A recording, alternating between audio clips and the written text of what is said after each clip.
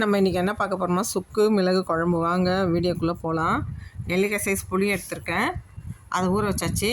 மிளகு, சுக்கு, வெந்தயம், கடுகு, கருவேப்பிலை எல்லாத்தையும் போட்டு வறுத்து எடுத்துக்கலாம். எண்ணெய் ஊற்றக்கூடாது, வறுத்து நல்லா பவுட்ரு பண்ணி வச்சுக்கலாம். இப்போ நெல்லிக்காய் சைஸ் புளி எடுத்து கரைச்சி வடிகட்டி எடுத்துக்கலாம். தக்காளி போட்டிருக்கேன், 2 தக்காளி, கொஞ்சம் தேவையான உப்பு போட்டிருக்கேன். 3 ஸ்பூன் மிளகாத்தூள், மிளகு பவுட்ரு போட்டு நம்ம மிளகாத்தூள் கம்மியாக போட்டுக்கலாம். 1 ஸ்பூன் மஞ்சப்பொடி. இதை ரெடி பண்ணி அப்படியே ஓரமாக வச்சிடலாம். இதை வறுத்து பவுட்ரு பண்ணிக்கலாம். எண்ணெயே ஊற்றக்கூடாது. இந்த குழம்பு கோல்டுக்கு இருமலுக்கும் ரொம்ப நல்லதுங்க. இதை சாப்பிட்டுட்டு சுட சுட சாப்பிட்டுட்டு ஒரு கிளாஸ் சூடாக சுடுதண்ணி குடிச்சிட்டிங்கன்னா உடம்புல இருக்க டயர்ட்லாம் போயிடும், கோல்டும் சரியாயிடும், இருமலும் சரியாயிடும். இப்போ பாருங்கள், வறுத்ததை பவுட்ரு பண்ணியாச்சு. ஸ்டவ் பற்ற வச்சு கடாயில் எண்ணெய் ஊற்றியாச்சு. கடுகு, கொஞ்சம் வெந்தயம் போட்டிருக்கேன், கொஞ்சம் கருவேப்பிலை போட்டுக்கலாம். பொரிஞ்சிடுச்சு. இப்போ ஒரு வெங்காயம் கட் பண்ணி போட்டிருக்கேன், அதையும் போட்டு வதக்கி எடுத்துக்கலாம். இந்த குழம்பு கொஞ்சம் தண்ணியாக தான் இருக்கணுங்க, கொஞ்சம் தண்ணியாக தான் வச்சு சாப்பிட்ணும்.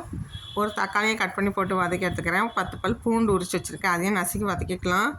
இப்போ வதங்கிடுச்சு. குழம்பு எடுத்து ஊற்றிக்கலாம். ரெடி பண்ண குழம்ப இப்போ நல்லா கொதித்து வரட்டும். பவுட்ரு பண்ணியாச்சு. இந்த மாதிரி நைஸாக பவுட்ரு பண்ணிடணும். இப்போ நல்லா கொதித்து வந்துடுச்சு. 2 ஸ்பூன் போட்டுக்கலாம். 2 ஸ்பூன் போட்டு நல்லா கலரி விட்டுருங்க. ரொம்ப கொதிக்க வைக்க வேணாம், அதோட ஆஃப் பண்ணிவிடுங்க ஸ்டவ்வை. இப்போ இதை சுட சுட சாதத்தில் ஊற்றி நல்லா சூடாக சாப்பிட்டுட்டு ஒரு கிளாஸ் தண்ணி குடிச்சிருங்க. சுடு தண்ணி சூடாக நம்ம உடம்புல இருக்க கோல்டு இரும்பல்லாம் எடுத்துரும். இந்த வீடியோ பிடிச்சிருந்தா லைக் பண்ணுங்கள், சப்ஸ்கிரைப் பண்ணுங்கள்.